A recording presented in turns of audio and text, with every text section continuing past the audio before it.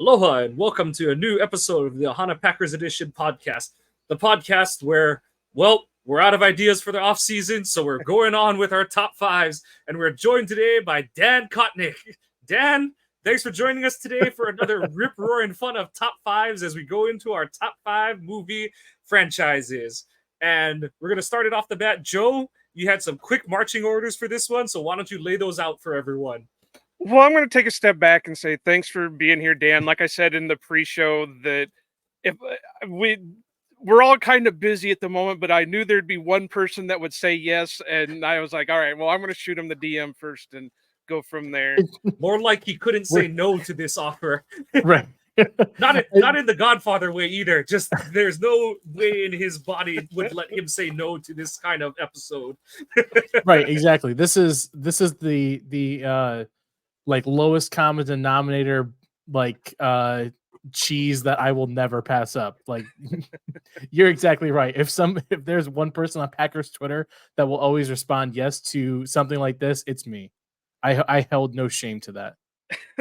But being that last week was Father's Day, and I know you two are the father type, I haven't met the right one to give me that option yet. So, I'm still holding out hope into my getting close to my 40s here pretty quick. But anyway, Mike, I know you were down with the sickness because of the presents that your kids decided to give you. But did you guys enjoy your Father's Day time and did you have fun with your kids? Dan, go for it.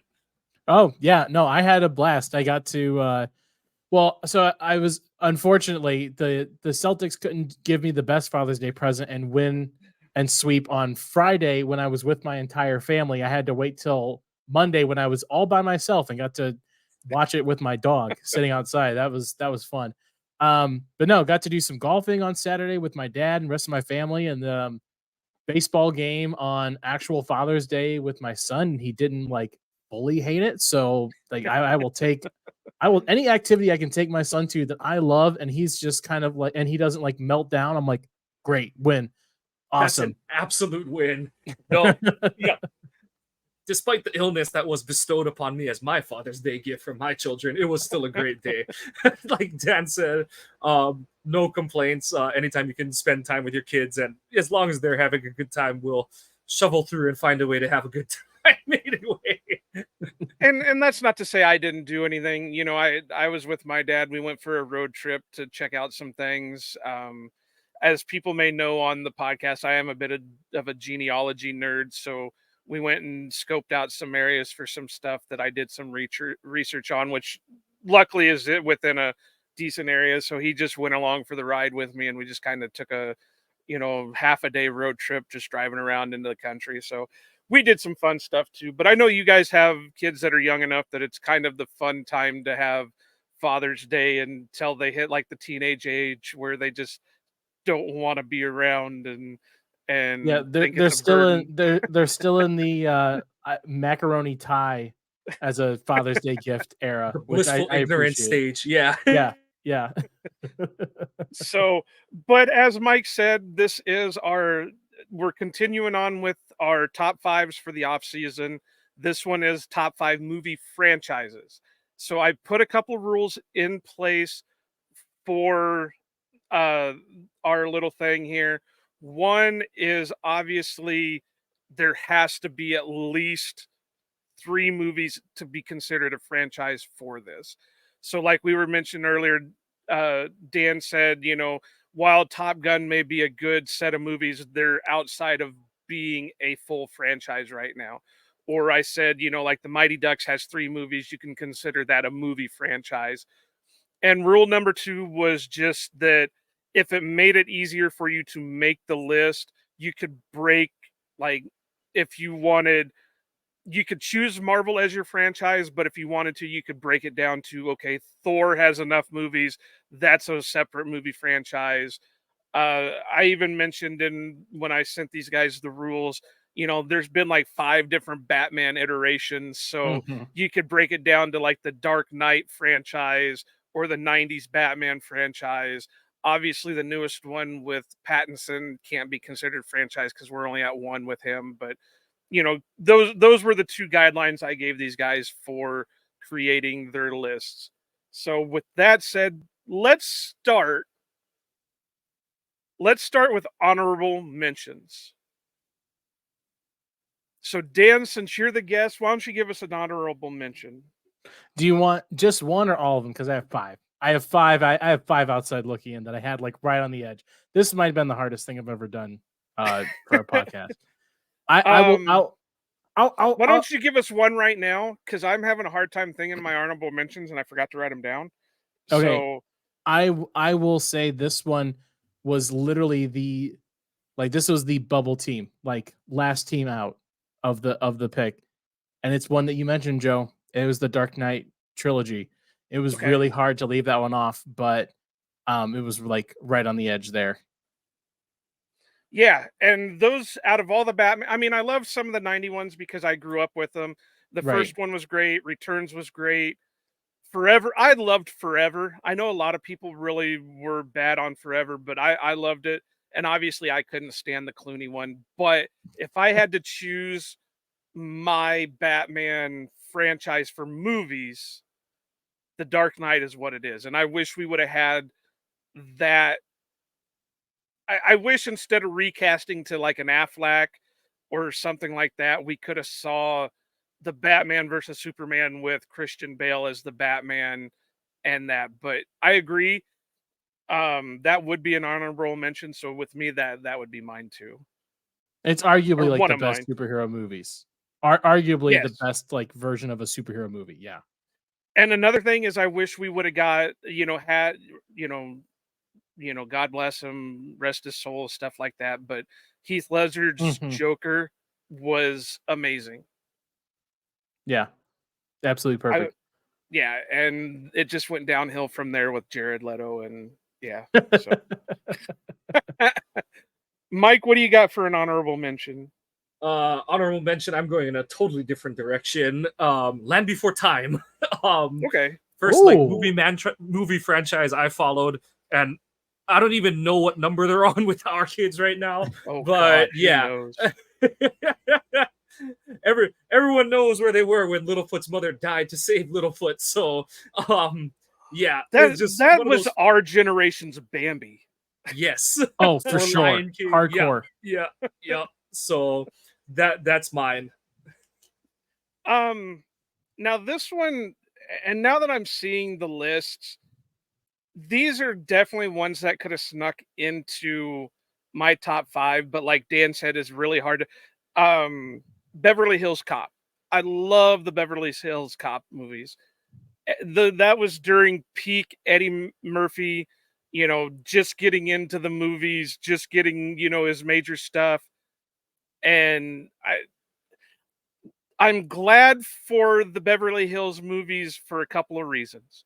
One, obviously, they're great. I mean, the third one was a little bit, but the first two, amazing. But it also kept Eddie Murphy out of the Ghostbusters franchises because he was the one who originally was supposed to play Winston Zedmore.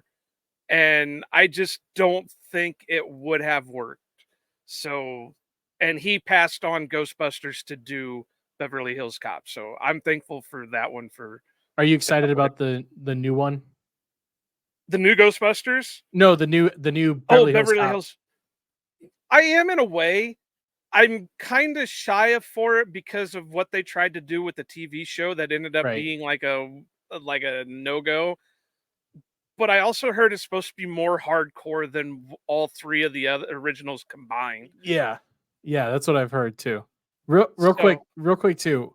When do you think the last Land Before Time movie was premiered? When did the last Land Before Time movie come out? Oh, I want to say it was the 2010s, and just because that's they are siphoning every little bit out of it that they can. 18. I'll go 2018. 2016. February of 2016. Yeah. That's 14 movies in total. That is one of those movies that they can hook a new generation every time, so they just continue to siphon it. So, all right, we'll do a couple more honorable mentions, and then we'll get into the heart of our list. So, Dan, what was your next honorable? Right below Dark Knight is Lord of the Rings. Okay. Yeah, Wow, it only made your honorable mention. That's crazy. I know. There's just it. Maybe it's because I haven't watched it in a long time, and I need to get back. Because I've been meaning to like. That should have been what I did for Father's Day, was just sit down and watch like all 3 director's cuts like back to back, like you used to do in high school. But yeah, I think it was just like there's only 5 spots, and the 5 that I had, I was like, it's really hard for me to take.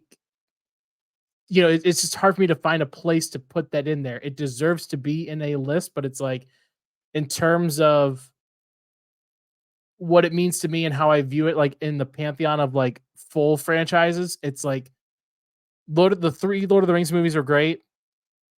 Hobbit, if you want to include that, kind of it weighs it down just a little bit, but like it's still just really hard for me to. I will say a lot of these OLIs, like with my honorable mentions, like they're all like 1A, 1B. I mean, it's like Right. they're basically all like on one plane. But yeah, Lord of the Rings just barely making it out for me. Do you want to hear something that could cause a big fight? Please.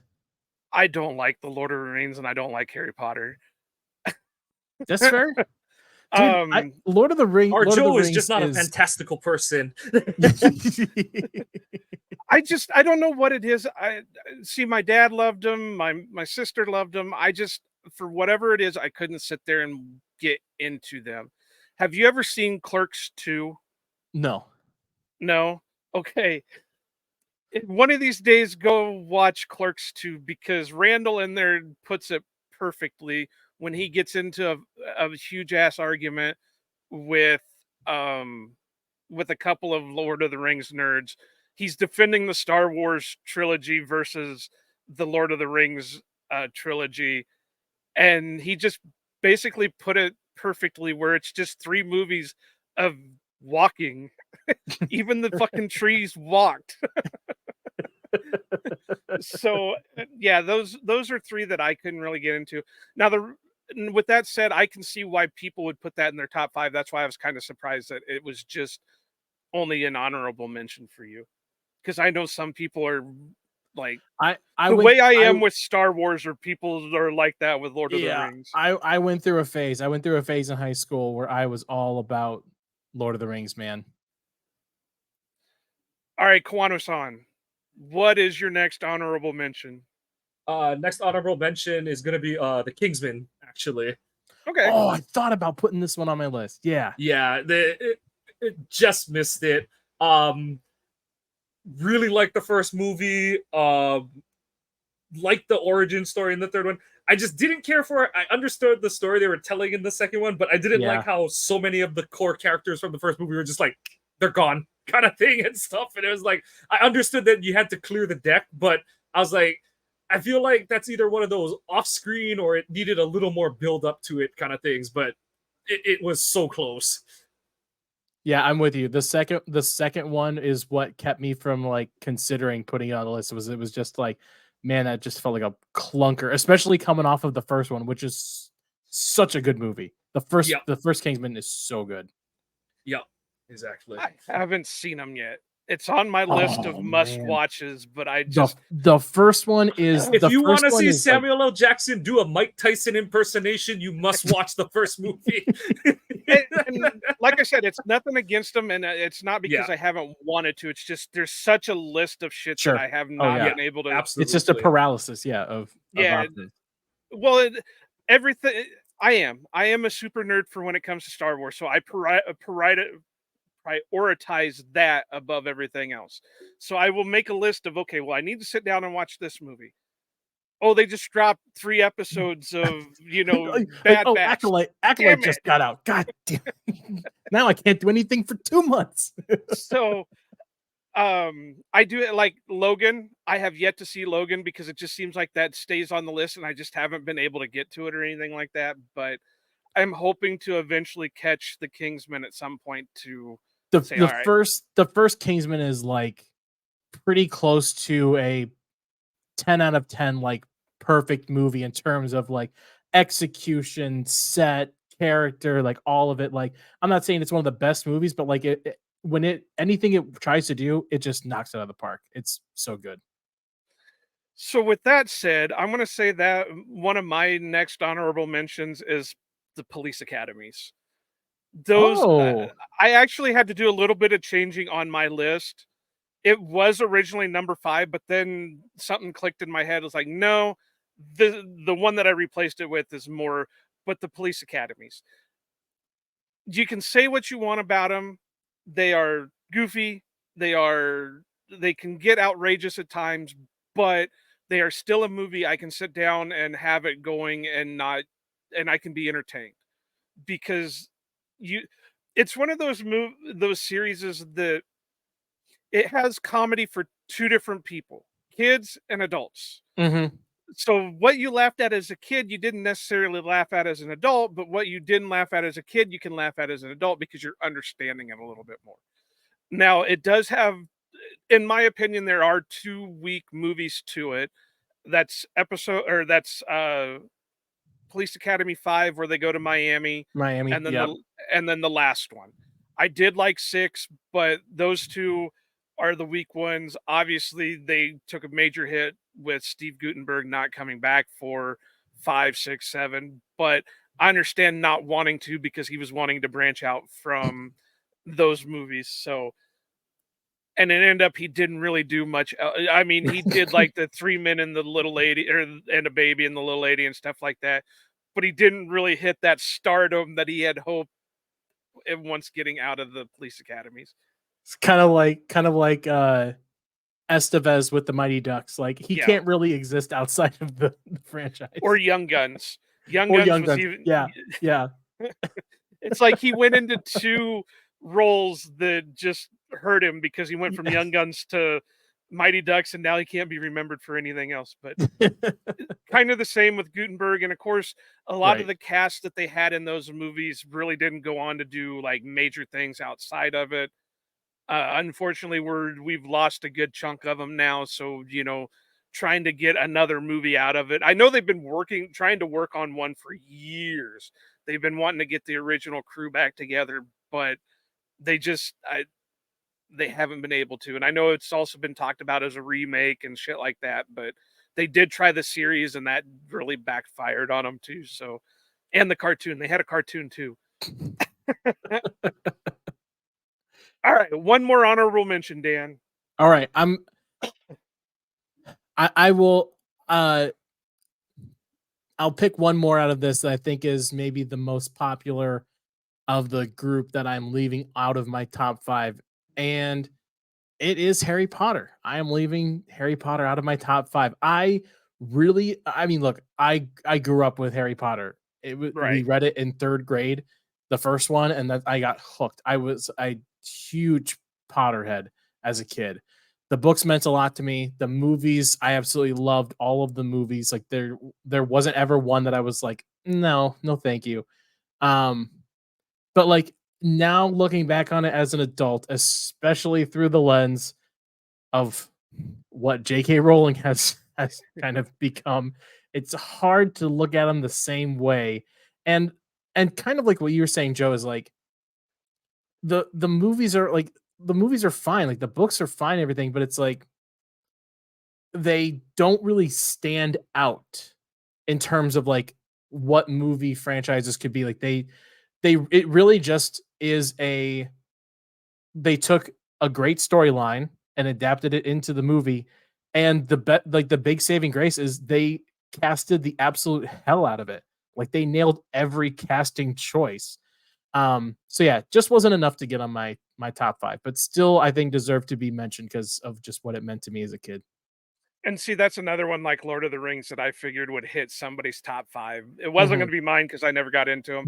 Didn't get into the books, didn't get into the movies. But I understand what's their beings that everybody knows what kind of Star Wars nerd I am. I understand there's other franchises out there that do the same thing. And it never hit for me. But I understand what it is. Now, I do have to ask before I let Mike do his honorable mention. I saw something, but I have no clue how true it is. Is it true the movie company is trying to buy the whole thing out from under J.K. Rowling just because of how she's I think so. I think that I've heard that same thing too, and I think they want to they want to redo them. They've already talked about like redoing the first one. I think they've wanted to do like TV shows, and yeah, I think Animated it's TV movies or shows or something like yeah, that. yeah. I think Warner Brothers They want to realized do like that Polar Express it kind of thing. Is I yeah, think exactly. the what's it called? The example that was given for the look. Yeah. Yeah, I think anything with J.K. Rowling still attached to it is gonna is gonna come under a firestorm. Yeah, and I understand that. That's why I was like, wow, that would be like Disney buying out Lucasfilms. I mean, that Yeah, would just be yeah, that level of thing. But it's also smart because, like you said, anything attached to her right now is kind of tainted. So if they could give her a number and say, here, give us everything, we'll give you this amount of money, or we'll give you like a 5% royalty or whatever for right. whatever we do, but you just stay the hell away from us. I Please, think that would be please it. go away. So, all right, Mike, you get one more honorable mention before we hit the heart of our lists. Okay, this one, it's kind of going into the rule that you set out, and it's the prequel trilogy from Star Wars. And so Okay. like Ooh, it's kind of formative in the sense that it's like, so it's like I was, what was that, 98 or whatever, right? So I was like 8 years old when 2000, when Phantom Menace came out. yeah. So it was like I got so caught up in the whole like, because the one movie my dad and I went to, like just the two of us, is he took me to the special edition re-release of Empire Strikes Back. We sat in the front row, kind of shat myself a little when the fucking Yeti came out and killed the Tauntaun and dragged Luke away. but it was, so fast forward a couple years and it's like, oh my god, Star Wars is coming out again. We're the like next, the three of us are in the quote unquote next generation who's like carrying the Star Wars fandom forward. And at the time, like, and honestly, I'm still not a great like source of movie critiquing. I'm like, you're gonna see with my list, there's a certain trend that'll carry through some of the franchises that I'm attached to. But I think it was just so fresh, so new, and like it was quote unquote our Star Wars that we could have and be a part of, kind of thing. And then as you get older, you're like, okay, yeah, they're not great. We have sand, we have this, and we have that, and all that. But I think that's why it just missed. But honestly, the 9 hours was all worth it just to have Fate of the Duels. Like, yeah, you could bottle Fate of the Duels up, and that was the point of the sequels. It was a hell of a point of the sequel, or the prequels, I'm sorry. So yeah, the prequel trilogy is mine. Well, I'm sure Dan and I will be talking about Star Wars at some point in our list. So I won't get into it too much. It's a good pick. I will give the spoilers that I didn't break mine down like that. Otherwise, I would have like 3 Star Wars sections right. and no other. So when it does appear on my list, it will be as one thing. But just to say this one thing about the prequels, I had a guy that I worked with years ago say this to me, and it really resonated, and I thought it was great. This is with the prequels, this was the first time we got to see actual lightsaber fighting that didn't involve an old man and a robot or a novice and a robot. So that alone is just something to be excited about, was that part of it. And then, as Dan knows, because we've had conversations about this in the past, I've found a new love for the prequels after seeing what the sequels became. So Yeah, Dan, you got anything to add? I mean, I went and saw Phantom Menace when they re-released it, like a couple weeks, like a month ago or whatever, for the anniversary. And yeah, because I know I saw that in theaters, but I don't have like that memory of seeing it. The first one I truly remember seeing was Attack of the Clones. Like, I have that memory. So this is like the first time, like, kind of like remembering to see it.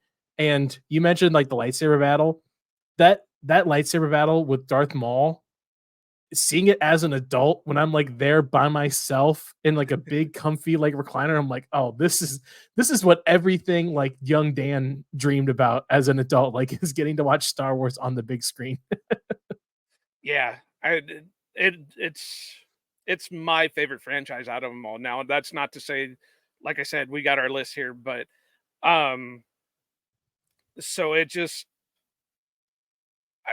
there's obviously there's flaws to it. You know, I can see what Lucas was trying to do with the movies. I can see that he was also kind of limited with what he could do because he had to what the original trilogy was. So he had to lead up to the trilogy and tell a story that way. It has So prequelitis, and like there's just Yes. certain ways that you just can't get around that. And yeah, we can go days on end about what Lucas did and didn't do great, but there's certain points where prequelitis will kill any prequel movie is gonna fall into that pit. Master Qui-Gon, what's a midichlorian? yeah. So all right, so let's get into the heart of our list. Dan, let's go from 5 to 1. So you're number 5. Okay, just number 5, right? We'll go like what we did, or Yeah, should I go through the just whole? Okay, nope, just round robin it. okay. Number 5 is Godzilla. Okay. Um, Now, is that original Godzilla or Matthew Broderick. all Godzilla. okay? I'm Okay. including all Godzilla, because so I grew up, my uncle had a bunch of the old Godzilla movies on tape. And that like this was like when we'd go visit, like this is back when, there's no streaming, there's no nothing. He just Right. had the Godzilla tapes. Like that's what I got to watch. And then like Mike said, I grew up and a Godzilla movie came out right when I was peak child. It is famously the first movie I ever remember crying in, because I was, as a small child, I was like, why does Godzilla have to die? He just wants to go home and live with his family. I watched the Just let hell him out go of that movie. home. Right. I watched the hell out of the Matthew Broderick Godzilla. It's a train wreck, but I still hold a still special place for it. The more recent the monster universe that they've started to do, like I think it was 2016, the first like American Godzilla movie in that franchise, and then everything after that has been great. But what really put this home for me was Godzilla -1 was like a movie going experience for me that sort of, it almost changed me. And I try not to say that hyperbolically. Like, that movie was so good. It was such a good movie. And it harkened like straight back to the original idea of like what Godzilla is supposed to be. It's not at its heart and its origin. It's not about, Godzilla versus Mechagodzilla and Godzilla versus Ghidorah and Mothra and everything else. Like it's supposed to be a metaphor. It's a representation. Like the story of Godzilla is more supposed to be about the people dealing with Godzilla than it is about Godzilla. And Godzilla -1 was powerful. It was beautifully shot. They spent like no money on it and still made an Academy Award winning film. I watched it again like on Netflix twice now, and it still hits just as hard. Like that's the movie that really solidified it for me, was like showing that no matter the time or the era, no matter how you want to play Godzilla, is he going to be, like Rocky fighting the Russians or whatever, or is he going to be like, a metaphor for, post traumatic stress disorder and war and everything? He can be everything, and it's so much fun. And like, there's not been a Godzilla thing that even the show, which was like meh, was still fun to be involved with and be a part of. So I will put Godzilla number 5. Yeah, I've heard good things about the newest ones. I really, again, I got a list. I just haven't hit a lot of them yet. I do remember the Broderick one because I would see it on TV now again, and we'd have it flipped on or something. But my big memories of the Godzillas are the old Japanese ones where you could see the strings and the mouths were completely off of what where he's dubbing doing was. like karate moves and stuff. When he double flying kicks the gorilla thing. But I have heard the -1 is one of the best movies you could ever sit down and watch. Again, I've got a list I'm trying to work through, and it doesn't help that Disney is still pumping out tons of Star Wars and shit like that. That keeps me away from things. But no, I think that's a good number 5. Quano, Mike. Okay, this one's gonna get me fired. Can you beat that one? This one's gonna get me fired, but I do have a little bit of a justification. So okay, let me give you the boot button ready here. So my number 5 is the original Star Wars trilogy, and the reason it's a little lower is because someone needs to just lock George in a closet and not let him tinker with shit anymore. Like, okay, so like the one that I go back to at the heart of it is Han shooting first. And you know, like, did he shoot first? Didn't he shoot first? My take on it is he should have shot first because he's a survivor and he's a swindler, he's a survivor, and he's gonna do whatever he has to. Yeah, right. And that's why I never understood the like, oh, it's be unchivalrous for Han to have shot first. I'm like, fuck no. He's like, this dude's here to kill me, so I'm gonna get him dead before he gets me dead, kind of thing. So yeah, but it's all of those. It's the the Anakin's Force Ghost, all that kind of stuff, where it's like, just leave it alone. But just in terms of like what Star Wars spawned moving forward, how it is still at the heart of it. It is every nerd's messiah. Like, that is the thing that science fiction aficionados turn to as like, this is how you do sci-fi on the big screen. And what's sad is with George changing so much of it is so much of it would hold up. Like, I get it, you can see that Home 1 doesn't move right, or it turns too fast, or shit like that, or maybe the Falcon shoots too many times. But I mean, that original trilogy, I know like Return of the Jedi isn't the strongest, but I've watched the Battle of Endor so many times. Talk about make you cry. Yeah. Them poor bears. The poor Ewok trying to wake up the other one. I'm talking about the space battle. But I mean, and then like, and just to like twist it onto like how it affected the sequel trilogy to me is, it's like, okay, like, I don't like how that all turned out and shit, but like what that original trilogy meant, when you see the Falcon fly through the freaking sand dune and save everyone, and Chewie has to fly it, and Rey is shooting a gun, like, it brought back all the great memories from that original trilogy. They're playing the music, they're playing the Death Star trench music as they're doing that sequence. That is all because of what that original trilogy set in stone.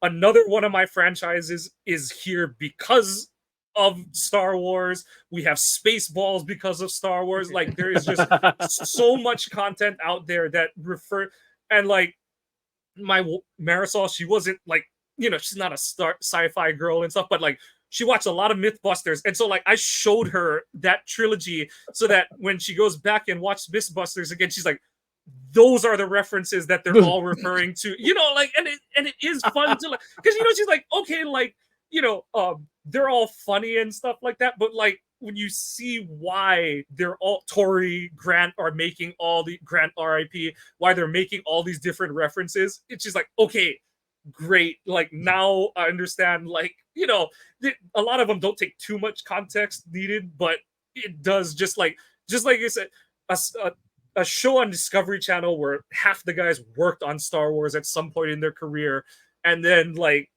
that is influencing what they're doing on a Discovery Channel show. So yeah, that original trilogy stands up and is at my number 5 spot.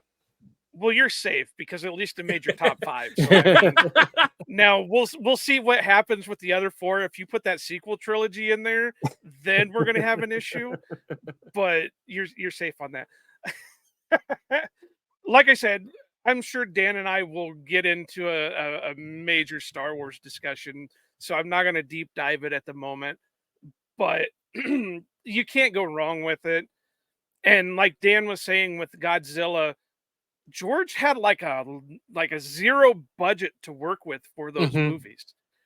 And to be able to do a lot of the stuff that he did in those movies, it inspired so much more going forward because of the stuff he was able to do. So And to just so basically pull it out of thin air. I mean, he obviously bases a lot of it on, like old samurai and like old, stuff like that, or like old westerns. Like it's a very the plot is basic when it comes in terms of like storytelling, but he basically created a entire universe. yeah, An entire full universe of planets, of people with backstories and everything. And like you said, Kawano too, it's like I just got out of the library yesterday, the Star Wars book, from a certain point of view, where it's like 40 short stories from different people. And it's like you've created this whole culture where people just want to add story and background into this universe, and everyone gets to play in this universe and paint their own picture. It's cool. it is. It's very and it's definitely something that is hard to replicate, as we've seen with the next ones and stuff like that. That they try to copy it, but they can't because there's just so much magic in it that it's hard to do. But so I'm going to give my number 5, and like I said, this was a last minute change because I really had to think about it, and I've been flip flopping. But it's the whole reason why I call Mike Kawano-san, and that's the Karate Kid. Oh, Now, obviously, number 3 is a little bit weaker, but it's still, there. But kind of like we were just saying with Star Wars, that has inspired so much with it. I mean, to this day, if you say wax on, wax off, you've got somebody's attention. You wouldn't have Cobra Kai, which is a tremendous, tremendous TV show or streaming show. I just saw that Ralph Macchio tweeted a couple days ago that they just finished up the last season for Cobra Kai, plus the next movie in the franchise.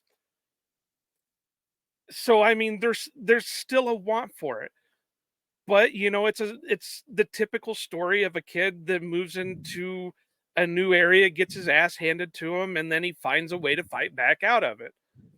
And everybody wants a Mr. Miyagi.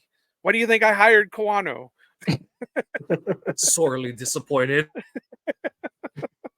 I mean, But heck, I still get called Danielson. Yeah. So I mean, it's a great story. There's I know Pat Morita gave an interview a long ass time ago that they didn't want him for Mr. Miyagi, but he just kept pushing and pushing, and he finally walked in there as Mr. Miyagi, and they said that's it. And it's just a great movie. Obviously, it's like a typical movie. It's not the most realistic that some kid is gonna not know anything about karate and in 2 months is winning a friggin' all valley championship. But the music, God, the 80s music that runs through all that. Chef's kiss on that shit, man. Because You could argue that the like plot of Karate Kid set up the plot of almost every Disney Channel original movie of like new kid, fish out of water, has to learn something new, runs into bullies, overcomes bullies, everyone accepts him and loves him at the end. Like that's almost 90% of Disney Channel movies. And it did have the culture impact of providing one of the funniest long-running jokes in How I Met Your Mother, with Barney Stinson being a lifelong Cobra Kai stan. Daniel LaRusso is the worst villain in the world.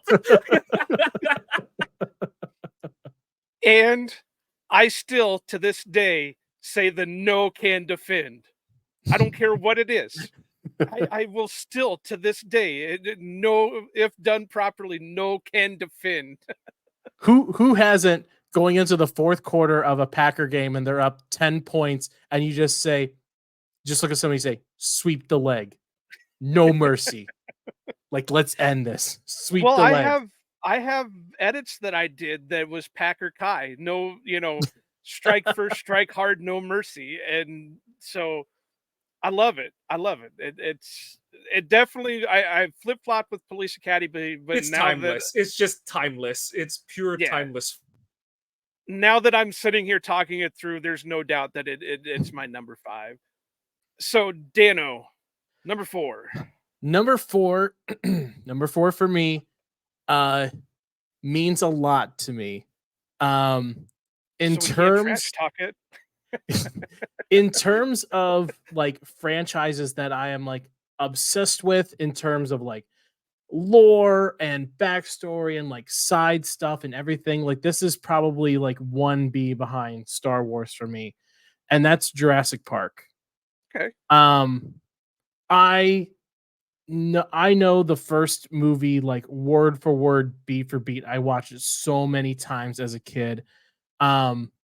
The second and third Jurassic Park movies are all over the place, but they are still like so much. For the second one, everyone wants to rip on it, but Jeff Goldblum, you get full Jeff Goldblum. You get Jeff absolute Goldblum. Full Jeff Goldblum. Pure, uncut Colombian Jeff Goldblum.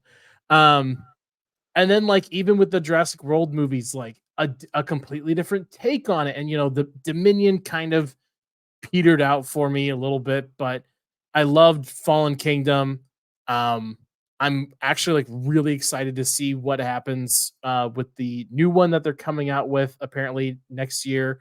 But like, and I mean, on top of it too, like I think the movies mean so much more because like I just love the books. Like I literally like will fall asleep listening to the audiobooks of Jurassic Park and Lost World. Like they're just two of my favorite books. R. I love Michael Crichton. Love Michael Crichton. I just finished listening to his most recent book that James Patterson finished for him. It was so good. I love Michael Crichton. And like in just as much as you like, you could argue that the second and third Jurassic Park movie like bring it down.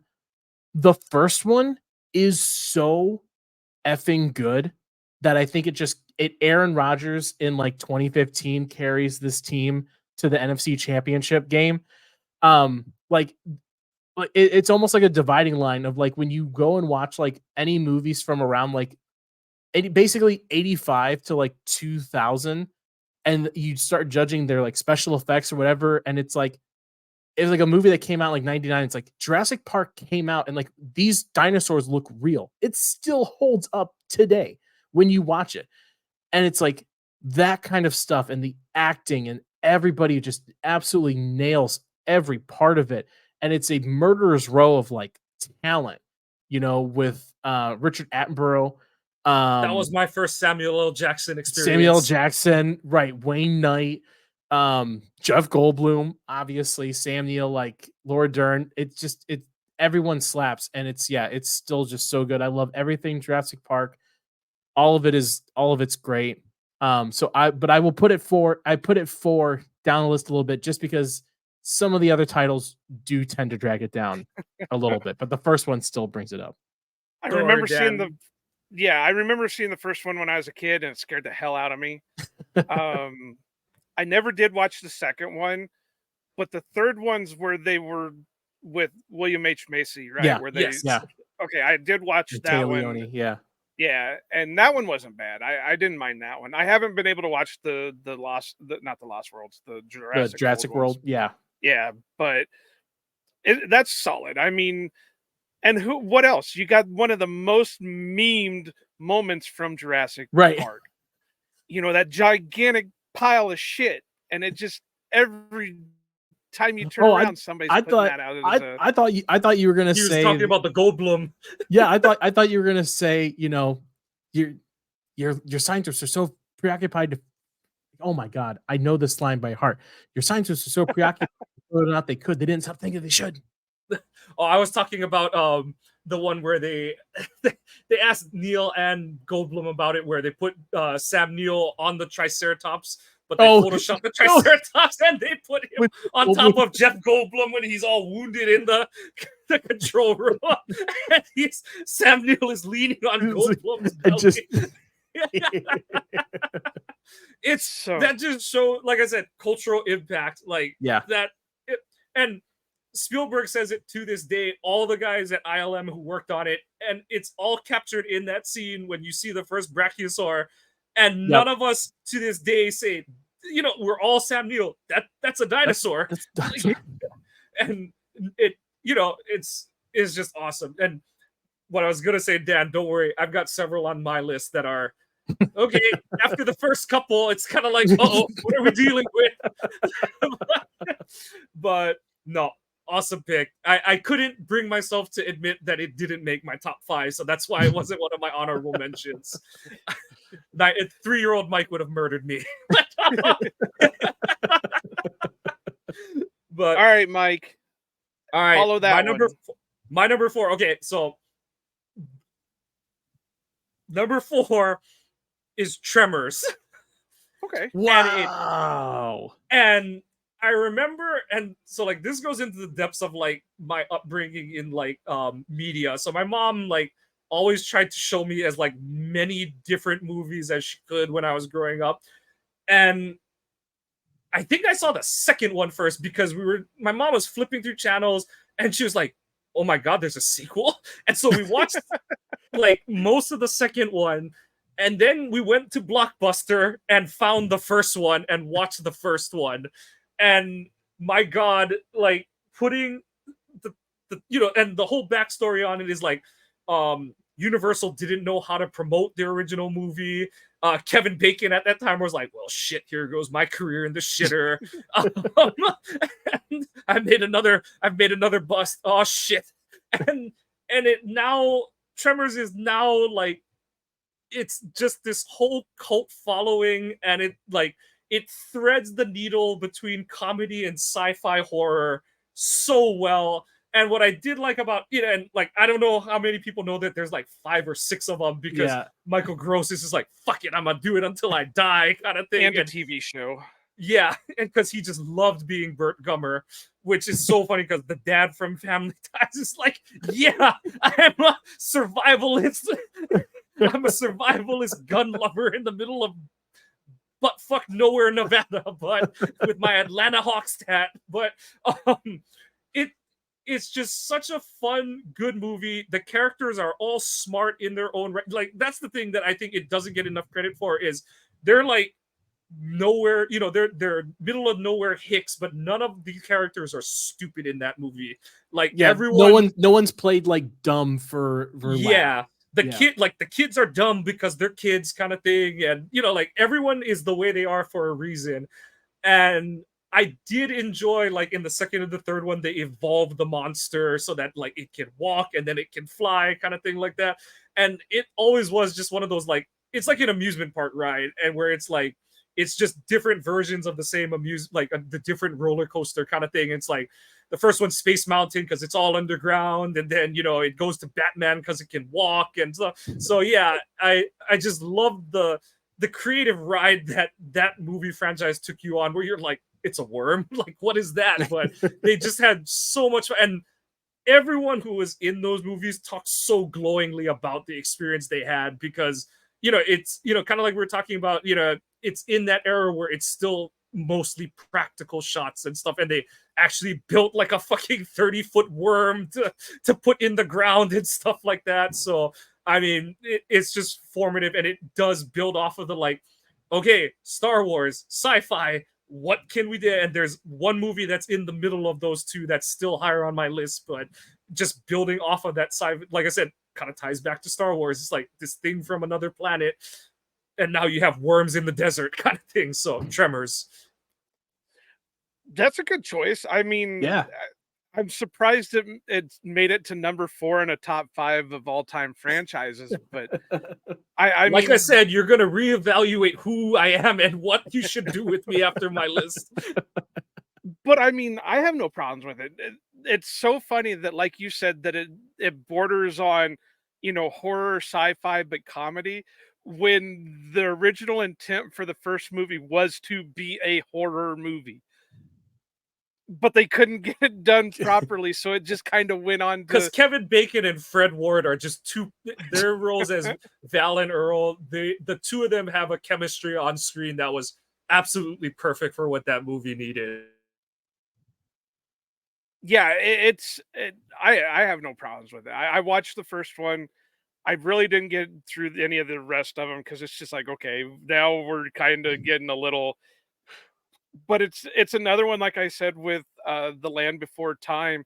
They just have to suck the complete as much as they can out of the story to just Michael Gross continue doesn't it. want to live just on AARP and Social Security. But yeah, Gotta keep those royalty checks coming. so my number 4, it's hard. This one I might get a little bit of flack for, not because it's a bad franchise, but because Mike it just might. brought out Tremors, Joe. Like, why are you worried about anything at this point? Well, I'm not worried because, as you guys know, I don't give a fuck what anybody says. But it just, in my mind, you see this franchise on like number 1 all-time lists everywhere, and I love them, and that's The Godfather. Now, obviously, I'm not a big number 3. That one definitely is weak because they struggled to do what they needed, and obviously they couldn't get a lot of the people that they needed to come back to make it a better movie. But 1 and 2, oh, storytelling, acting, just amazing, amazing. And I don't know if you guys have ever done it, but there's a version of it that they made for HBO where they cut it, chopped it all the way up, split it all the way around, and started from when Vito was a kid all the way until the end of Godfather 2. And it's like an 8-hour movie. And HBO will occasionally put it out there, and it's a complete waste of a day if you ever had one. But they went in and put, deleted scenes that really filled in some gaps and stuff like that, and it's just tremendous. This is one movie franchise that I can honestly say can never be remade as a movie. But with that said, I think they could do the Mandalorian or whatever style thing to it and make it a TV show. And Didn't they do a start TV like show of it on Paramount, or it was like no, that was they the did true story behind it, or no, something? they did with that, I know what you're talking about, was how it got made. How it got made? Okay. But I think they could honestly do a TV show of Vito growing up in the neighborhood leading up to the first Godfather, and then maybe go through that as a remake style. But the movies themselves can never be remade because you're never going to get that back with it. I have been with my wife for 10 years now. We're celebrating our 3rd wedding anniversary in just a couple weeks. And the very first time I ever met her father, he told me that The Godfather was one of his favorite movies of all time.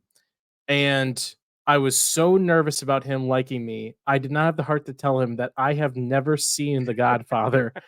And I bullshitted my way through. He was like, "Well, what's your favorite scene?" It's like, I gave him like the classic, like, "Oh, there's just so many. Like, how do you?" I know.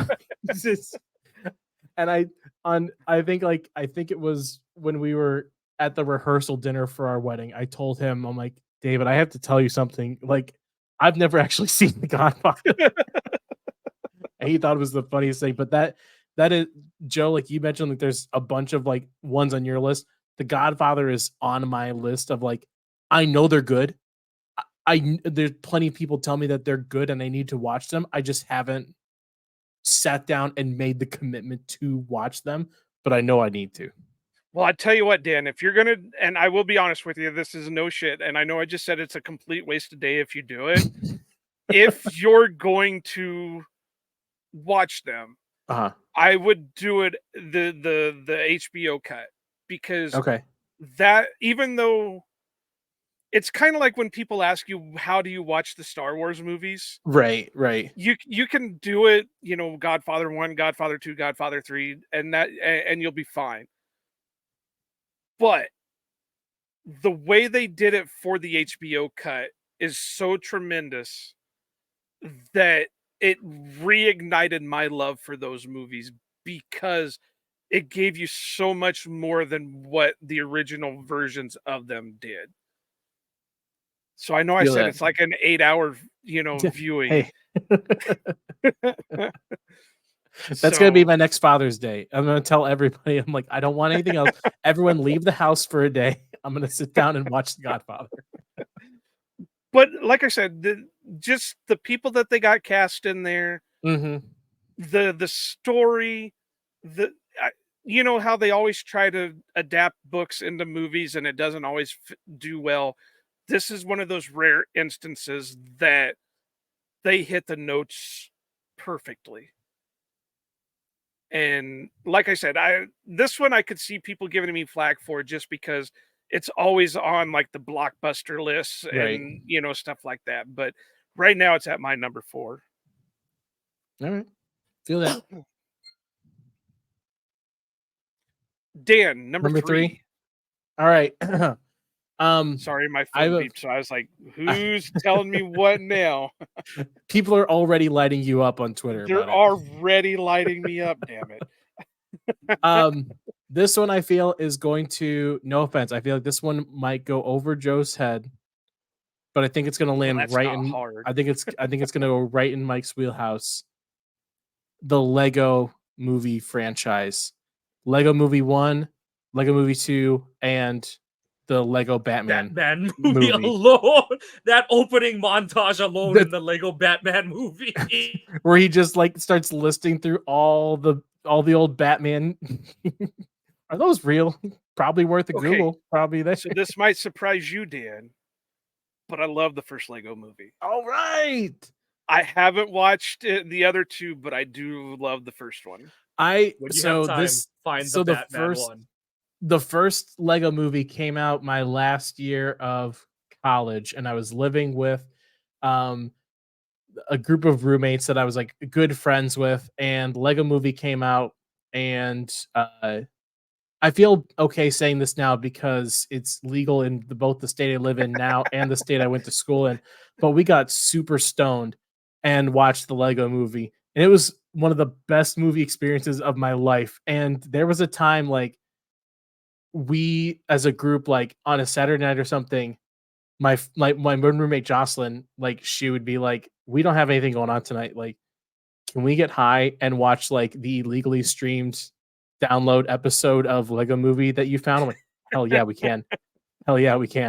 And we went to Walmart at like midnight when they first released the DVD, because like we had to have the DVD of Lego movie. It's just like it's one of those movies, and all three of them, they just came out of nowhere. Like Lego movie was supposed to be like what Barbie was supposed to be, like a toy franchise movie that just comes out of nowhere and blindsides you. And Lego movie did that better than like anything I feel like I can remember, of just like, you think you're going to go see one thing, and it just from the get-go was like, nope, like buckle in Buttercup. Like you're here for 2 hours. You're here for an hour 45 of all of this. And there's just no weak part to it. Like the every character that they bring in does everything well. All of the voice acting, everything is like just nailed perfectly. And they commit to the bit of like Lego and the Lego movie without like going overboard. It's like a very fine line, and they nail it. And like Kawano said, like the Lego Batman movie, that one was like, I was like, okay, this is where they're gonna like F up. And then it was like, oh god damn, like they did it again. Like they did it again. So yeah, they didn't forget towing the line. They went into the line and popped back out. Yeah. Spot clean, like just yeah.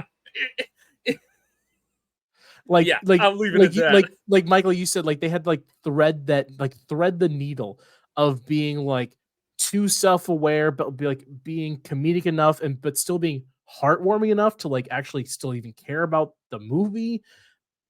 They just nailed it. 10 out of 10.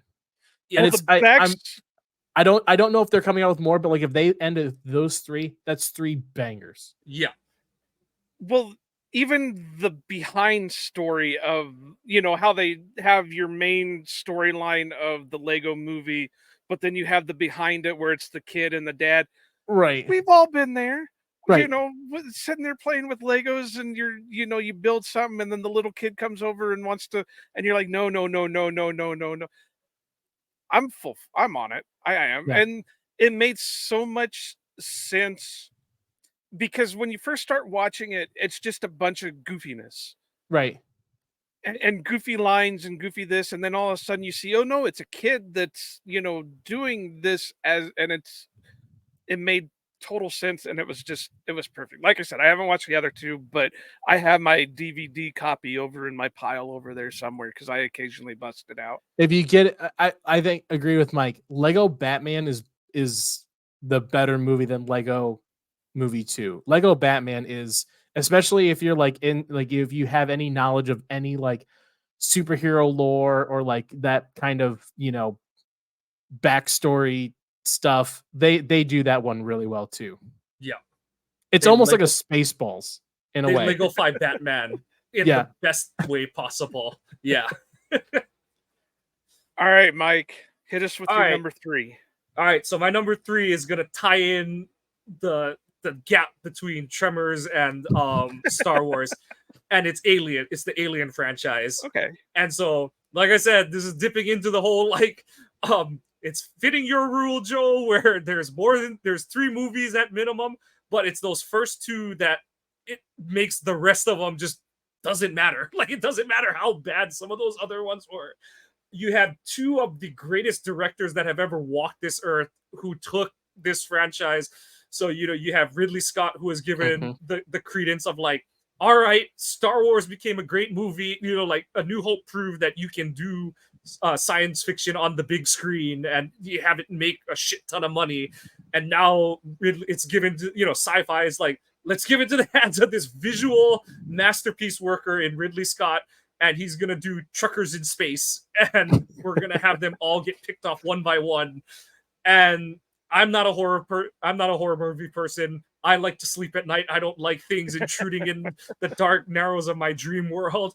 But the claustrophobia that Ridley Scott created in that first movie is some of the best just storybook crafting. And Ridley Scott uses all the like, he has headlines on the Blade Runner newspapers kind of thing, and all of the detail that he crams into Alien.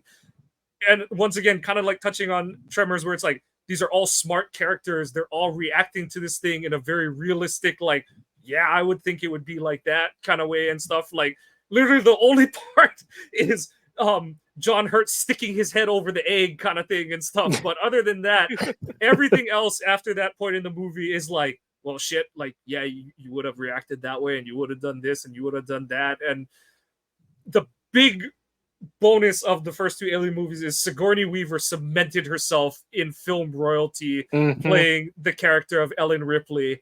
And, like, even her backstory on that is so funny, how she's talking about, like, she thought she was going to lose the job because she thought she was allergic to the cat, and the cat was a very central character to the original movie, but it turned out it was something on, like, her outfit or whatever.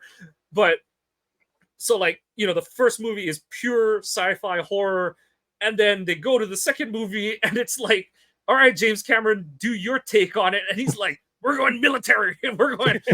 I know he's Canadian, but we're going full on America, and we're gonna shoot some bugs, kind of thing. And you have the absolute best of okay, not the absolute best of Michael Biehn, but Michael Biehn up there, and he actually lives this time in a movie for once.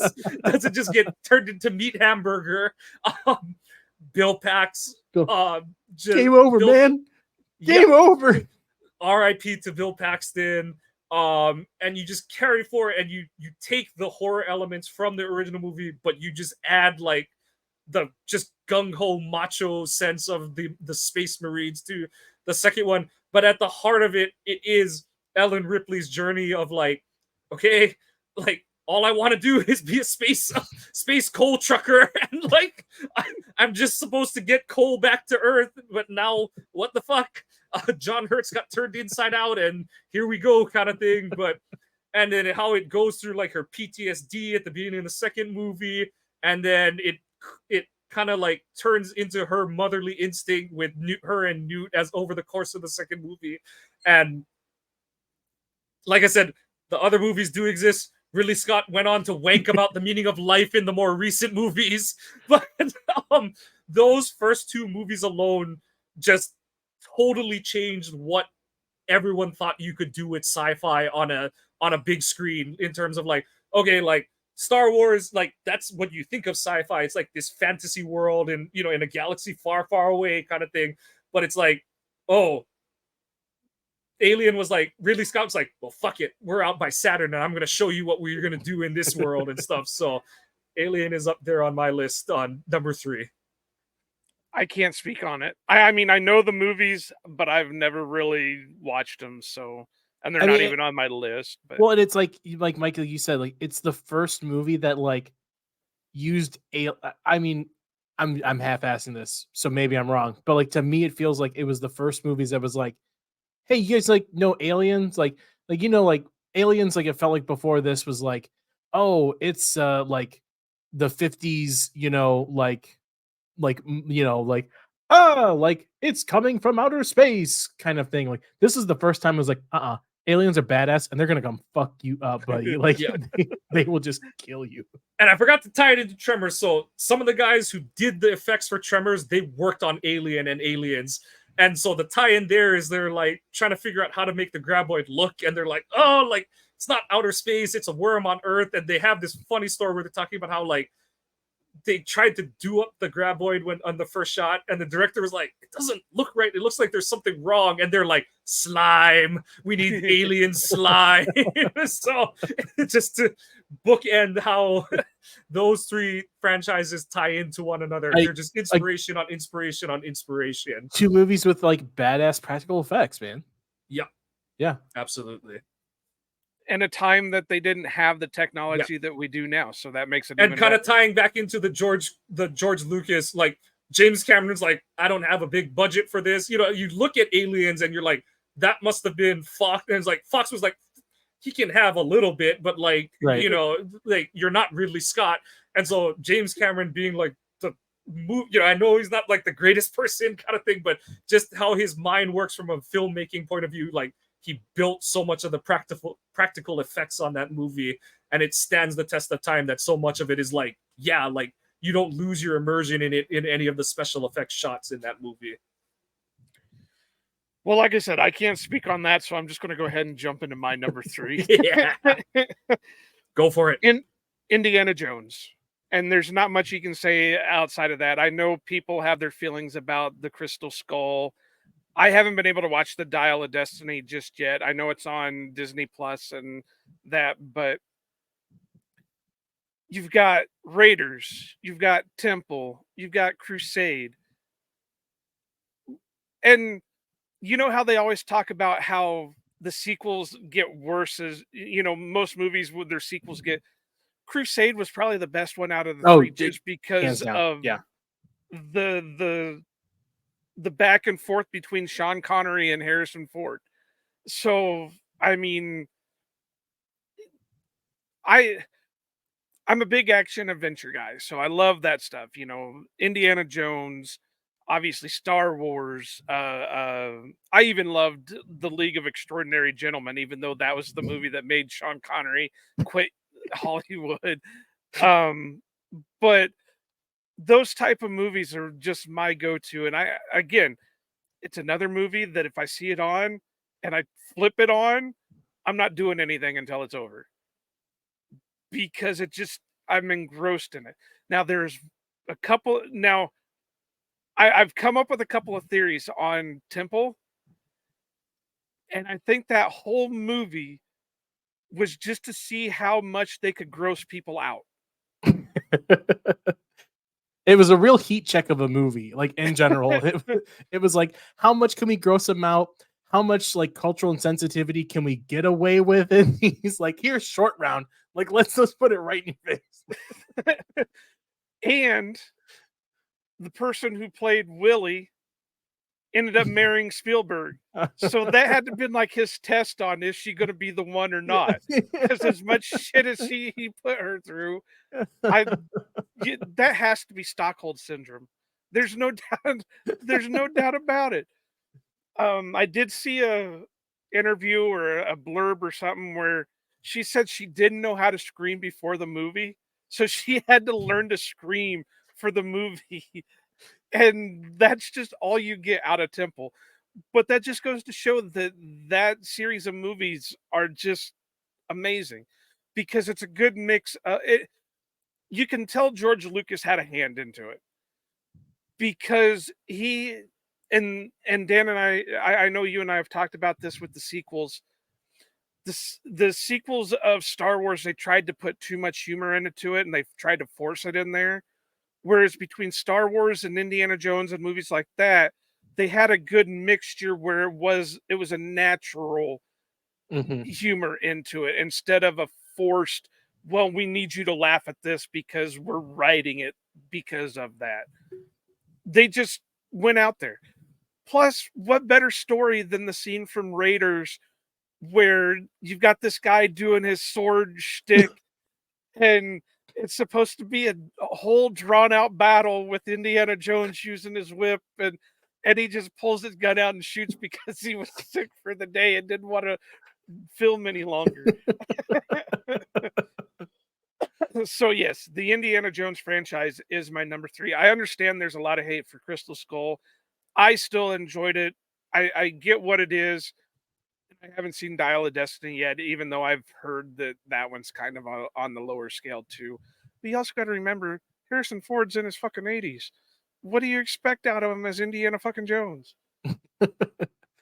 I mean, I think that's why it works so well. You mentioned like the comedy stuff. It's like because it's Harrison Ford as Kobe Bryant, and everyone else just like you are working around the orbit of Kobe or like Michael Jordan. Like you're working around them.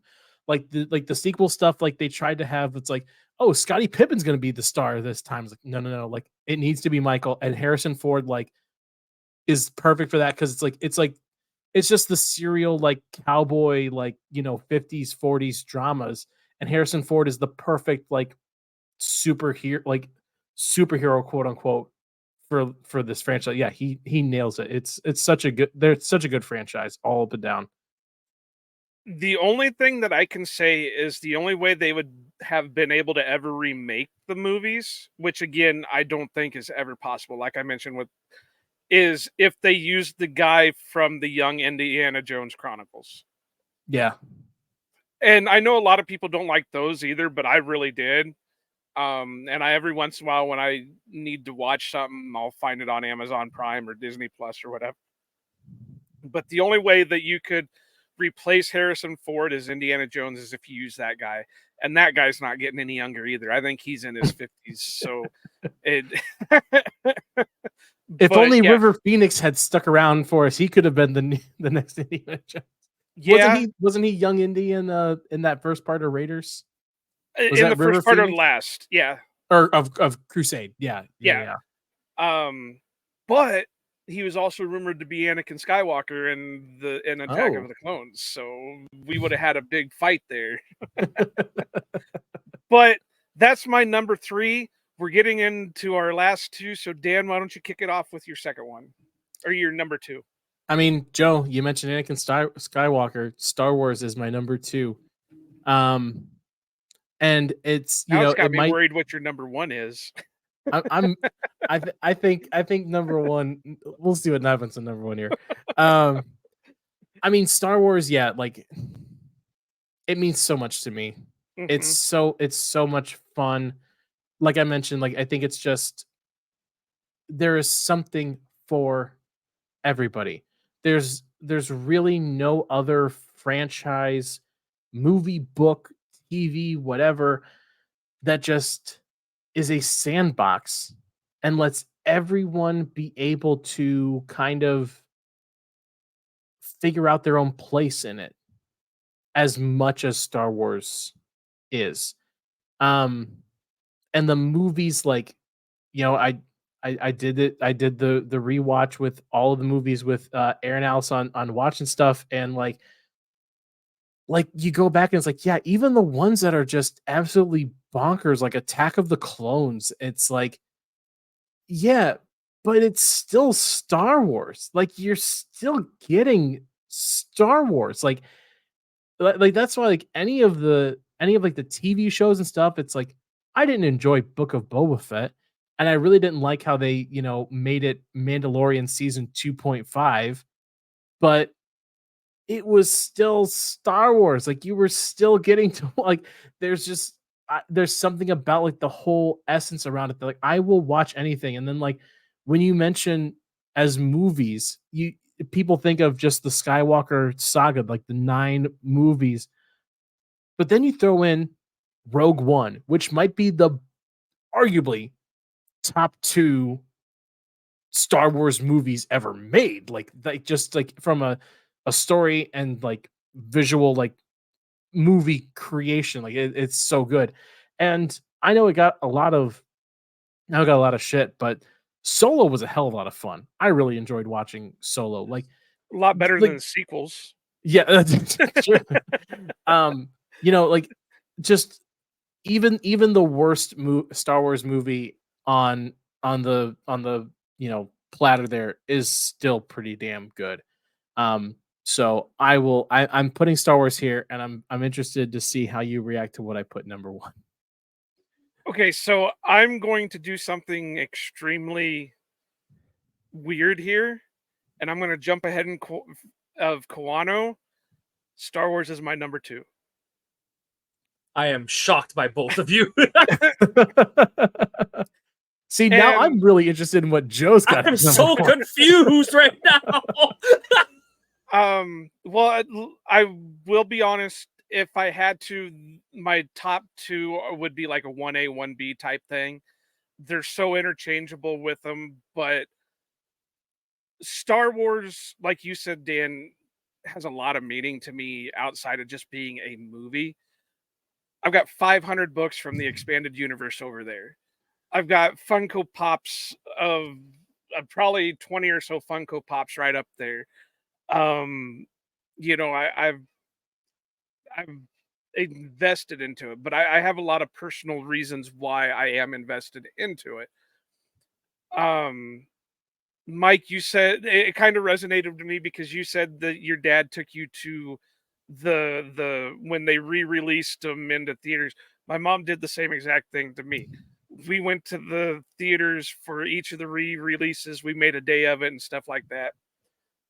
So there's a lot of that for that to me. And if I had my way, I would subtract the sequels out of it completely, and you would have like the perfect franchise ever.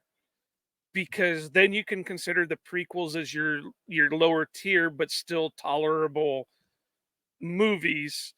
You have your TV shows, you have your cartoons, you have your book series, you have everything. With that said, I understand what they were trying to do with the sequels, but Dan and I have had these conversations millions of times on this stuff. The execution for what they were trying to do with the sequels completely ruined what the sequels were meant to be. Mm-hmm. And instead of being the Skywalker saga, you made it the Palpatine saga, Mhm. because it was completely just continuation of everything Palpatine. That's a whole another conversation for a whole nother day, that we could probably have our own podcast on, that we would be talking for the next 5 years on. So, but it's my number 2. Again, it's more like a 1B, but it's one of my things. Again, I can lose a day just because the next time they have, a marathon on TBS, I will flip it on and I will be lost, because that's my soothingness. Again, the reason why I haven't got through a lot of my list of movies to watch is because I keep dropping stuff, and it's like, okay, now I got to watch this one. I said this a couple months ago to to Emma on Twitter, that I'm to the point where, even though I'm enjoying it, I'm kind of hating Star Wars right now. And it's not because it's bad stuff that's coming out. It's just they keep throwing it at me. It's like, now I'm going to lose a week because I'm trying to catch up on my episodes. I think I finally caught up on all of Bad Batch just like last month. I haven't even been able to dig into the Acolyte yet. So it's crazy, but we're talking about movies here. I always liked Attack of the Clones, and I always will have a special moment with Revenge of the Sith, because I lost like a whole day just rewatching that over and over again. And you got the originals. I mean, I know everybody's always down on Return, and oh well, Luke is just a whiny kid. You get why he's a whiny kid. He's stuck with an aunt and an uncle that won't let him, move on and branch out and shit like that. I'd be whiny too. Just Hell, like they said on Family Guy, is like, there's two sons and no women. What am I supposed to do on Tatooine? Now, I will disagree with you a little bit, Mike, on some of the stuff that Lucas did with the reimagine. There are some things he did add in there that added to the story, but the way he did it sucked because of the graphics and the stuff like that. The scene with Han confronting Jabba at the Millennium Falcon, amazing. Yes. No, that is but a great, horrible, because you see the replicant of him going up and over. So again, I'm not going to keep going on it, because I could probably spend another 3 days talking, and we're already at an hour and 20 some minutes for this episode. But yeah, number 2 is Star Wars for me. All right. So before I do my number 2, I realized the engineer in the group totally fucking miscounted his top 5, and now I'm picking between 2 of my favorite actors of all time, and it's gonna go purely on which franchise has more good movies. So unfortunately, sorry Arnold, Terminator is in the honorable mention, because you had, just like Alien, you had 2 awesome movies, but everything else should have been nuked in the future. So, but Arnold is atop the list of actors that it's like, if he's in something, I'm going to watch it and I'm going to enjoy it, because Arnold, the actor, can do no wrong for me. So that's the last honorable mention I have. Number 2 is Die Hard. And I think what separates Die Hard is Bruce Willis, like, he was in, it's not like he was a scrawny kid or anything like that, but in the first one, he's not Arnold, Sly. He's not any of those like yoked up 80s action heroes. He looks like your dad kind of thing. Like, Right. Like, and I always appreciated that, like, he's just the cop. He's just an everyman, and he's just doing and it is a Christmas movie, the original, and they even doubled down on it in the second one. Like, they just so blatantly were like, in the second one, like, it's a fucking Christmas movie. This sequel is also happening on Christmas. So like, they have I forget the cop who, as the car's getting towed, he's like, ask Santa for a new one, or whatever, something like that. But I mean, not much needs to be said about Die Hard. Like, it's just balls to the wall action, and the level of practicality that they kept in it.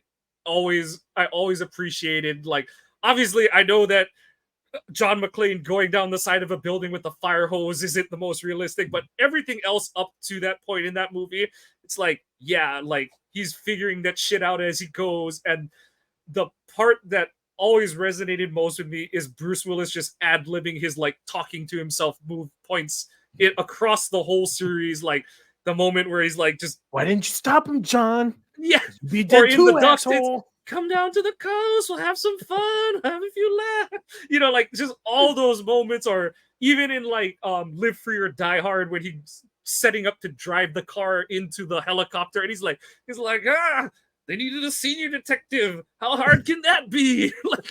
Like it is just that whole like whenever any of us encounter issues in our lives where we're like, can't believe that we fucking got stuck with this load of shit. It's like, yeah, we're gonna mutter shit under our breath and we're gonna like disagree and be abrasive and stuff, and just like that. And then of course on top of it, you've got the studs, you've got Bruce Willis doing Bruce Willis action things and stuff, and it just, even though they dipped into the mid 2000s things of trying to make Jai Courtney a thing, even that couldn't ruin the series for me.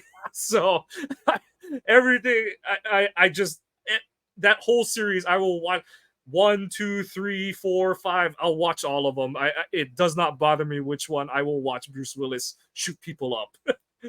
Joe, I'm ISOing this. I'm ISOing right now because Die Hard is my number one movie franchise. Okay, so do you want to hear something? Hit me. You've never watched any of them. That's all right. I as a kid once, I remember I randomly saw like the second half of, or like maybe like the like last like three, like I missed like the first half hour of Die Hard with a Vengeance on TV. And I was like, holy shit, like this is awesome. And I remember there's like a scene where they cut to Hans Gruber falling off the tower, and from the first movie, I'm like, who the hell's that guy? And but like Mike said, like all of the Die Hard movies just work so well because again, it's like the Indiana Jones thing. Bruce Willis plays this character so well, and it's like you can't imagine anyone else being this character, and it all revolves around him. And I personally, for my money, Die Hard with a Vengeance is my favorite Die Hard movie because you've got a villain that's almost on par with Hans Gruber and why am I blanking on his name? Alan Rickman. You've got a villain that almost matches up perfectly with him, but then for like the first time in any of these movies, you actually pair him up with it's a buddy cop movie with Samuel Jackson. Like Zeus, like God of Thunder, don't piss me off. I'll put a lightning bolt in your ass, Zeus.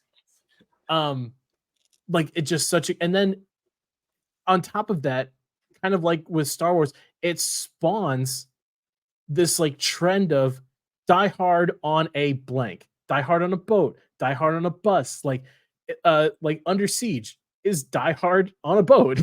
it's Speed. Harrison Ford got in on it and did Die Hard as the president in Air Force One. Air Force One, exactly. Like it's just one of those movies. Like it's a movie. Any of those movies, if I see it on, I need to sit down and watch it. And like there's just no like it's just the movies where like unlike Star Wars, and it sounds like I'm bad mouthing Star Wars, but it's like there are Star Wars movies where I won't just like if like Attack of the Clones is on, like I'm not just gonna sit down and watch Attack of the Clones, like but if it's Die Hard and I know like, oh, we're getting to this part, oh, we're getting to this kill, like we're gonna get to this, like it's very much like it drips you all these different scenes, like you have to watch the next one, you have to watch the next one.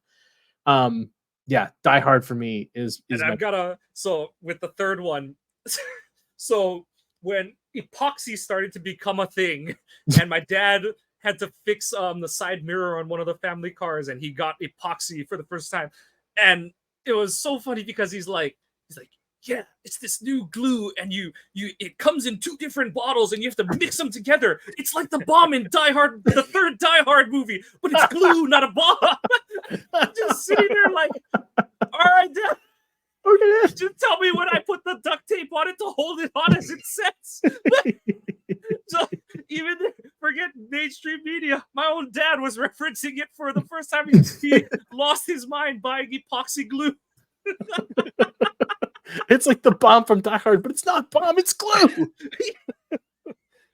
Now, see, the reasons why I never watched Die Hard was because I went the other way and I watched Lethal Weapons. So the Lethal Weapons were my movies more Lethal than Weapons the Die Hard. great. Yeah. So no shame in But- that. are you ready for my number 1? Go for it. Yes. And I know everybody's shocked that Star Wars is not my number 1, but there is actually a hint behind me at what my number 1 is. Oh, it's the okay. And this one, you can honestly ask anybody who knew me as a kid.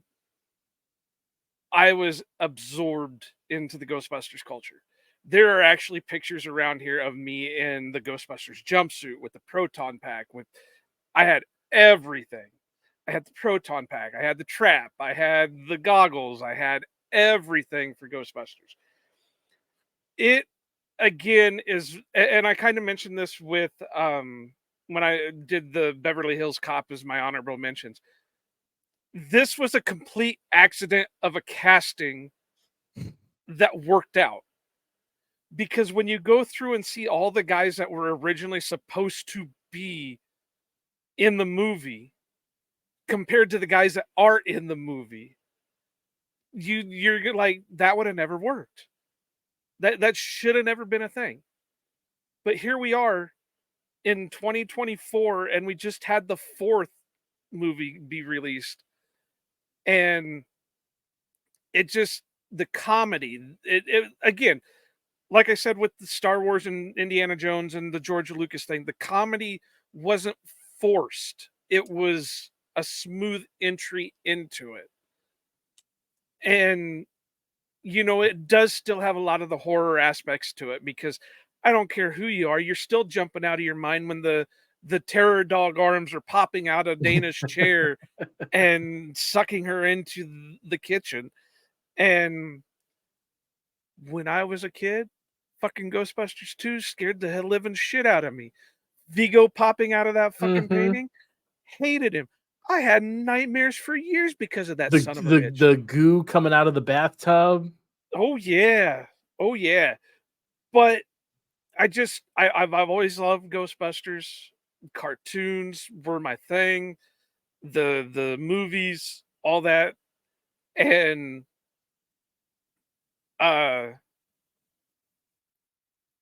it's also one of the reasons why I hate Bill Murray. And well, I shouldn't say hate, because I'm not a hate. But one of the reasons why Bill Murray has made me mad is because we should have had a true Ghostbusters 3, but he wouldn't do it because he had a falling out with Harold Ramis. And it wasn't until Harold Ramis passed that we were able to start getting the sequels we should have been having years ago. With that said, Afterlife is one of the best sequels I have seen in a long time. Because that is the perfect way to make a movie with somebody who has passed. And I will not lie to you, it made this fat man cry. And if you haven't seen Afterlife, I suggest doing it, because it is one of the best sequels to be made. And like I said, you know how Star Wars did it with like Carrie Fisher and that, where, you know, they were able to cut in and all that. Or with Rogue One, where Tarkin was, they kind of involved that into Afterlife, but they did it in a better way that the effects didn't look off. It's still because, and I don't want to spoil it if you haven't seen Afterlife, but I just got to say the way they did it was perfect. Frozen Empire, great for what it was. There are some complaints that I have with the two newest sequels, but they're minor. There's not, it's not like they're horrible movies. It just, there are some things with it, but just all those movies and the actors in them and just everything about them is that's why it's my number one. I always appreciated that Ghostbusters, you got Dan Aykroyd at his bassomatic absolute limit for a whole movie. He was at the level of how he plays the bassomatic sketch on SNL for a whole movie for that first Ghostbusters movie. So great pick, Joe. I mean, sorry, that's why it works so well. Is because you've got all these SNL, SCTV guys that do comedy so naturally. Like you said, like they can act and just the comedy comes naturally. Yeah. Well, like I said, if you actually look at the list of people that were supposed to be in it compared to what they had in it, it's crazy. Like Louis Tully wasn't supposed to be Rick Moranis. It was supposed to be John Candy. Right. Winston Zeddemore wasn't supposed to be Ernie Hudson. It was supposed to be Eddie Murphy. Venkman wasn't supposed to be Bill Murray. It was supposed to be John Belushi. There's one other one that I keep forgetting, but there was another one that was supposed to be involved in it. And I think it was Egon. I don't think Harold Ramis was supposed to play Egon. I think you're right. But whoever was backed out, so he was like, okay, well, I'll just step in. And that's how we got Egon. So, I mean, it's amazing that this accident of a movie turned into what it did. Yep. It's quintessential 80s, man. Absolutely. All right. Definitely. And then my number one, it's a much more recent one, but goes back to my whole love for like specific actors and shit, is the John Wick series. And that was on my honorable mention list. Oh. And I think what, it's Keanu at his absolute best, and you're like wondering the whole time. I know he wasn't a spring chicken when he made the first one, but he also but you're like watching as he does, that's the whole thing, is that most of it is practical-ish stunts for him and all. And it's just unreal how he and Stahelski crafted this whole series together. I know it like, the bulletproof suits and all that kind of stuff, but I mean, it's just some of the most fun, like, gun show stuff that you see in a movie set. And then I think the overarching part of it that makes it so fun is, like, especially the first two. I know, like, the timeline kind of spreads out because of how the movies play out in the third and obviously in the fourth one, but it's just funny that the first two movies, it's like, this is like the shittiest weekend that a person's had. So, like, the premise behind the first couple movies is it's like, dog gets killed next day, I'm gonna go murder everyone. And like the weight of the John Wick character is it's shown in Vigo, and when John Leguizamo has to tell him, like, yeah, I hit your son because he beat up John Wick and killed his dog. And when Vigo turns around and all he can utter is, oh. Like, it's that scene where it's just like we haven't seen John Wick do shit to that point. He's kind of driven his car around and stuff like that. And it's at that moment that, the first time you're watching it, you're just pulled in. You're like, all right, Keanu's about to do something, and let's see what it is and stuff. And then just that whole interaction between Vigo and his son, and then the son goes like, I'm gonna go make it right. And Vigo's like, did you just hear a fucking word I said? And like, the fucking pencil. That whole exchange, and then it's another one of these movies, like, obviously not to the extent of Star Wars, but the little chunk of that assassin world that they built in that world within the John Wick series, that world is so carefully crafted. Like, the most outlandish thing that you kind of laugh about, other than the bulletproof suits, is like, no one knows what a gold coin is worth. But it's the whole, like, it's kind of like Fight Club, where it's like, if you have to ask, you're not in the in crowd kind of thing. And so just that world building, Keanu doing everything in those movies, adding guys like Donnie Yen and stuff, and just um Hiroyuki Sanada being in the last one too. Like they've pushed the right buttons with the kind of co-star to bring in and how to like intertwine, and just the storytelling is so enjoyable in that world. Okay, so this may surprise you, but I haven't watched the John Wick movies. Now, if I can catch the first one after a certain point, I may watch them. But I have this thing that I won't watch a movie if I know something happens to a dog. If Yep. you can find like the timestamp people have of like, you can start the first one after this, you don't miss anything. Yeah. After the dog, like before the dog dies, just get to that point and watch it from there. I'm with you. Yeah. But yeah, I've not watched a lot of movies because something happens to a dog, and I won't. Nope. Or Totally really any kind of animal, I'm. Or there's some. Dude, I watched Clifford the Big Red Dog with my son today for the first time, and halfway through that, I was like, "This is the last time we're watching this movie. Like, this dog is like going through too many emotions. I can't handle this." Well, there was one that my dad really likes, and we were sitting there watching it, and all of a sudden the dog gets shot with an arrow, and I'm like, "I'm done," and I walked out the room. It's like, no, the dog survives, and I was like, "No, I don't care. They just shot the damn dog." I'm with you. I love the John Wick movies, and it's so cool because like I don't know if there was more that came before it, like lore or like backstory, but like I knew nothing about the John Wick movies like before. I went into that first one completely blind, and it was like, holy crap, this is my new favorite thing. And like the fourth one, like I went and saw it in theaters, and it just became like a cult thing almost, where it was like everyone that went to these movies knew it's gonna just be bonkers, and so it's like it was a movie experience of like everyone's just like, fuck yeah, like let's go, like every fight scene. Yeah, John, that was a hard one to leave off. That was a hard one to leave off. Yep. I really loved the John Wick movies. And see, I love Keanu. I to this day love Bill and Ted. Keanu Reeves is the man. And the only reason that franchise didn't make my list is I still haven't seen the third one yet. I've heard mixed reviews about the third one. I have too. And he looks really weird because Yeah. I think he had the beard and mustache going on, and they tried to CGI it out. Yeah. It weird. But it's Henry Cavill-ish from what's it, Mission Impossible versus which one of the DC movies? It's a little bit of that probably action. Justice League. Yeah, but yeah.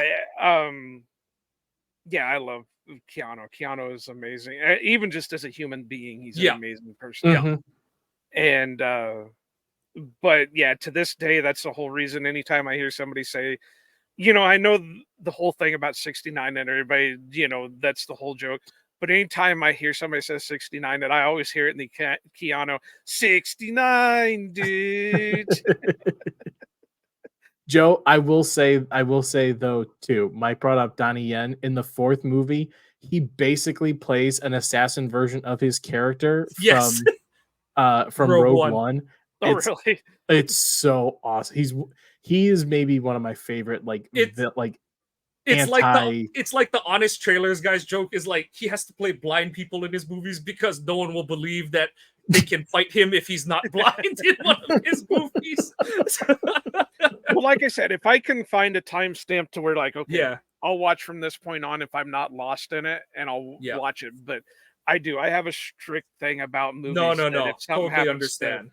I even it could be like a Star Wars movie, and if they have like just the only dog in the Star Wars universe, and it gets crushed by an AT-AT, I will no longer watch that Star Wars movie. In what's it called? What was the second Last Jedi? Joe was watching those crystal foxes and like, if a rock crushes one of these fuckers, if anything happens to these crystal foxes. And I didn't even think of that of Luke friggin' Skywalker. I was more worried about them damn crystal foxes. Oh, All right, guys. I think we went long on this one. Yeah, But it seems but like no, we always it go was worth long it. with Dan here because Dan, we can have a hell of a conversation with Dan. Yep. Thank you, Dan, for taking out let's just call it 2 hours of your time to talk with us. My wife literally just like opened the door like 10 minutes ago, like, still in here? Hey, just be glad it's not a Star Wars centric friggin' podcast. Right, exactly. I mean, We might not about even 30% of it leaving. became that, but of the original series. We might still be here tomorrow. yeah. Mike went to sleep already. But Dan Kotnik, thank you for joining us. Of Check course. out our website, ohanapackers.org. Check our merch, check our blogs, check our live streams. Follow the pod on Twitter at Ohana_Packers. We will be putting up another poll this week to go over what next week's episode will be. Who knows? Maybe Dan will be back depending on the content. Dan will still be here. Maybe Dan and Joe will just have been recording for the whole week at that point. Who knows? Gotta find out next week, Tuesday. But thank you. Go Pack Go and aloha.